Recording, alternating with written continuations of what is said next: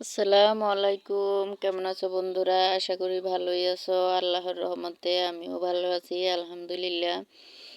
তো আজকে আমি রান্না করব বেগুন আলু দিয়ে ইলিশ মাছ। ইলিশ মাছ বলতে ফ্রিজে ছিল।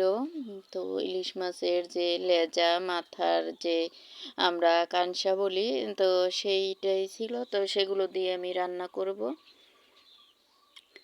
এখানে কিন্তু আমি বেগুন কেটে ধুয়ে নিয়েছি। তো এবার লবণ হলুদ মেখে আমি এটাকে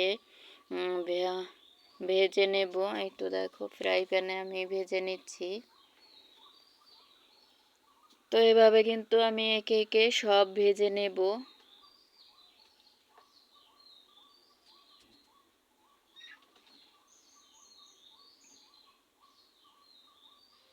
তো বন্ধুরা, তোমরা আমার ভিডিওটা যারাই দেখা শুরু করছো প্লিজ মনে করে একটা লাইক দিও। এই দেখো রান্না করতে করতে উনি কিন্তু অজ্ঞান হয়ে যাচ্ছে, কি বলবো, এই যে এত ঘাড়তারা।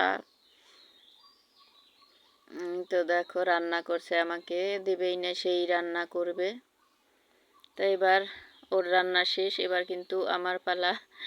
তো এবার আমি মাছগুলোকে ভেজে নেব।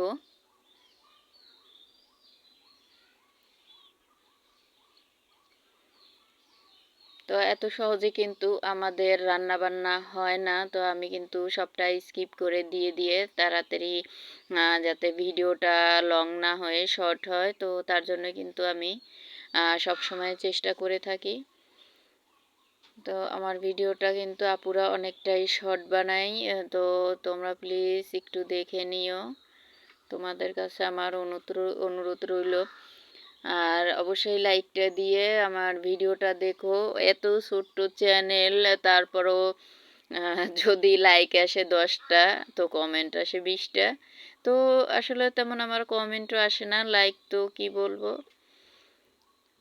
আর আমি তো এত এত আপুর লাইক বা কমেন্ট সবটাই করে দিয়ে আসি, কিন্তু তারা আসে না, জানি না কেন আসে না। অনেক আপুকে আমি সাবস্ক্রাইব করেছি, কিন্তু তারা আমার সাবস্ক্রাইবও ব্যাক দেয় না, জানি না কেন। তো প্লিজ তোমরা আমার ছোট্ট চ্যানেলটাকে সাপোর্ট দিয়ে একটু পাশে থেকে বড় করে দাও। আমি তোমাদের কাছে অনুরোধ করছি। এই তো দেখো তোমাদের সাথে কথা বলতে বলতে কিন্তু আমার তরকারিটায় বলক এসে পড়েছে। তো এবার কিন্তু আমি বেগুনগুলোকে দিয়ে দিয়েছি। তো আমরা বরিশালের মানুষ কিন্তু বেগুনগুলোকে এরকমই সব সময়ের জন্য ভেজে রান্না করে থাকি। এই তো দেখো আমার রান্নাটাও কিন্তু শেষ।